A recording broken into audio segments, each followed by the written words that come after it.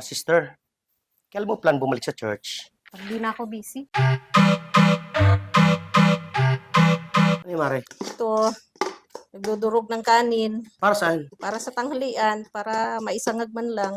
Dapat kasi damihan mo pa ng dasal at medyo konting reklamo. Tingnan mo ko, kagaya ko, di ba? Lagi akong nagsisimba.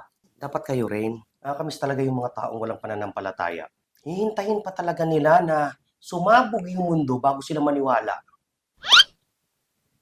Naiinis ako sa mga taong nagdududa pa sa kapangyarihan ng tagapaglikha. Alam mo, pag nandito lang talaga siya, feeling ko, kami lang talaga mabibless. Alam mo, Mari, yung iba kasi, sobrang busy nila. Puro nila sila negosyo, puro nila sila may hanap buhay. Ang pera, ano yan eh, sanay ng kademonyuhan. Kaya nagsimba ka na rin. Kasi, alam mo na, baka naano ka na nahata ka na ng impyerno. Umattend ka na ng church. Baka nakakalimot ka na para mablis ka rin. Bahala ka. Mainit sa impyerno.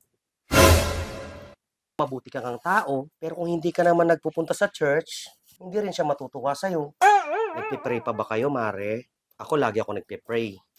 Pagising sa umaga, bago kumain, pagkatapos kumain, bago matulog, bago maligo, pagkatapos maligo, bago magbawas, bago sumakay ng jeep, bago umihi. Sobra talagang pananampalataya ko. Kaya ikaw huwag kang mawawalan pananampalataya. Kasi mamaya hindi natin alam kung saan ka mapupunta. Pag malakas ang pananampalataya mo, sigurado magkakasama tayo sa langit.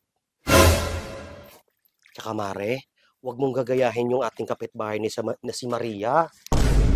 Alam mo yon? Alam mo, nakita ko yan. Ang lalaki. Grabe. Imbis naman ng palataya, siya doon siya.